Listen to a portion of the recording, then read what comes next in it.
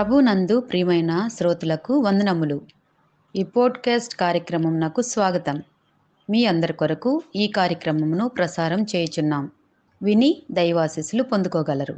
ప్రియమైన శ్రోతలకు మన ప్రభువైన యేసుక్రీస్తు నామంలో శుభోదయం. శ్రోతలారా, బాగున్నారా?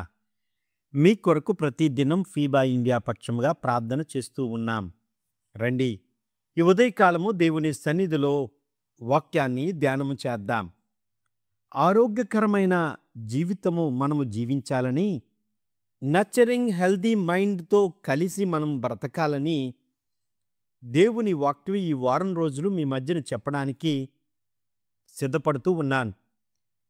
బైబిల్ దృష్టిలో ఆరోగ్యకరమైన మనస్సు అంటే, బైబిల్ ప్రకారం ఆరోగ్యకరమైన మనస్సును పెంచుకోవడం అంటే విశ్వాసం మరియు వాక్యములో బలంగా నిలబడ్డమే. ఇది ఉద్దేశపూర్వకమైన ఆచారాలను అనుసరించడం. బైబిల్ మనసును దేవుని వాక్యముతో నింపుకోవాలని ప్రాధాన్యతమిస్తుంది. అందుకే యోహాన్ రాసిన మొదటి పత్రిక 3వ అధ్యాయం 1వ వచనం ప్రకారం దేవుని వాక్యాన్ని మీ మధ్యన చెప్పడానికి సిద్ధపడుతూ ఉన్నాను. మనము దేవుని పిల్లలమని పిలువబడినట్లు తండ్రి తనకెట్టి ప్రేమ అనుగ్రహించునో చూడుడి.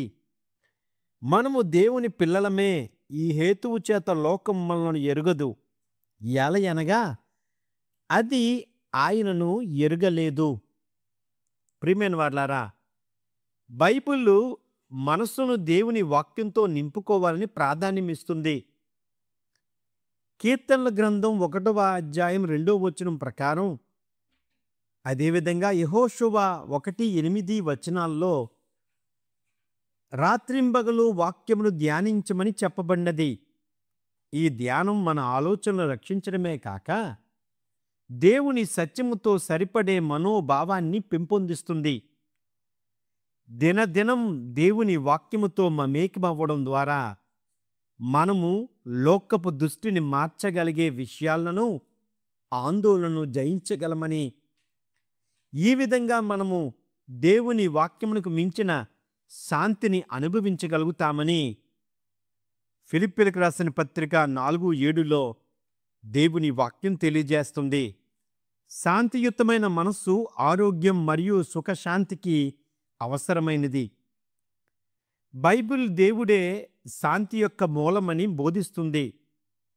అందుకే దేవుడే శాంతికి మూలమని మనం జ్ఞాపకం చేసుకోవాలి. మరియు విశ్వాసులు ఆయనలో విశ్వాసంతో ప్రశాంతంగా ఉండమని ప్రోత్సహిస్తుంది.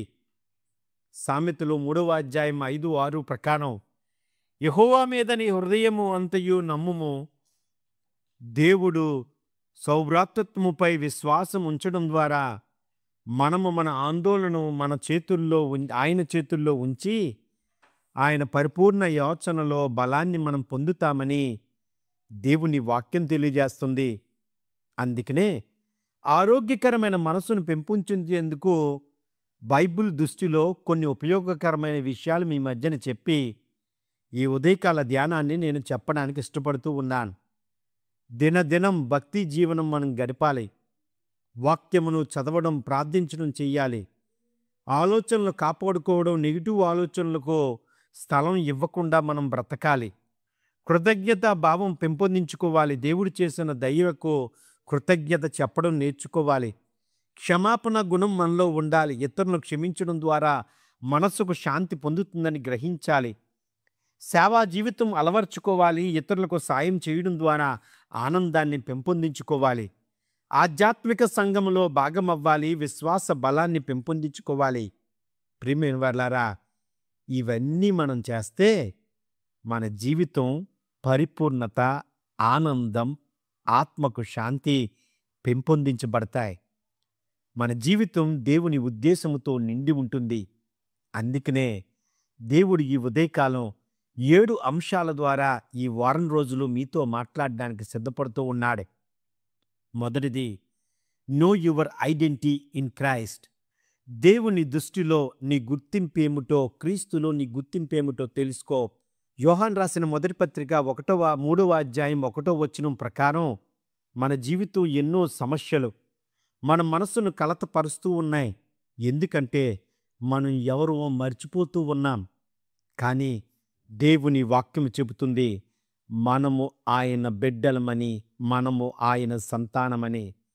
అందుకే ఈ వాక్యాన్ని మన జీవితానికి అన్వయించుకుందాం. ప్రపంచం నిన్ను తిరస్కరించిన దేవుడు నిన్ను నన్ను తన సంతానంగా స్వీకరించాడని గ్రహిద్దాం, గుర్తుపెట్టుకుందాం. ఫలితం ఏమిటంటే ఆత్మవిశ్వాసం, శాంతి, ఆనందం మనలో నింపబడతాయి. అందుకే ప్రియమైన వారలారా, నీ గుర్తింపు ప్రపంచంలో కాదు, క్రీస్తులో ఉందని గుర్తించు. క్రీస్తులో నువ్వు ఏమై ఉన్నావో గుర్తించగలిగితే, నువ్వు ఏమై ఉన్నావో క్రీస్తుకు నీకు సంబంధం గుర్తించగలిగితే సంతోషకరంగా, ఆరోగ్యకరంగా జీవితాన్ని గడుపుతావు. అలాగా జీవితం మనం గడపాలంటే మన జీవితాల్లో ఉన్న సమస్యలు దేవుని కొరకు వదిలిపెడదాం. దేవుని వాక్యం చెబుతుంది మనం ఆయన సంతానం, ఆయన బిడ్డలం. మన పనులన్నీ దేవుడు చేయడానికి సిద్ధపడుతూ ఉన్నారు. అట్టి రీతిలో దేవుడు చేయులాగున క్రీస్తులో నా గుర్తింపు తెలుసుకోవలసిన బాధ్యత కొరకు దేవుడు ఈ ఉదయకాలం మాట్లాడుతూ ఉన్నాడు. క్రీస్తులో మన గుర్తింపు ఏమిటి? ఆలోచన చేసుకుందాం, ప్రార్థన చేసుకుందాం. ఆమేన్. ఈ కార్యక్రమమును గూర్చి మీ సలహాలు మరియు మీ ప్రార్థనా అవసరతల కొరకు మమ్మను సంప్రదించవలసిన మా ఫోన్ నంబర్ 948585085039 మరియు ఈమెయిల్ ఐడి info@fibaonline.org. మా ఫోన్ నంబర్ మరొకసారి 9480585039. Email ID info@fibaonline.org.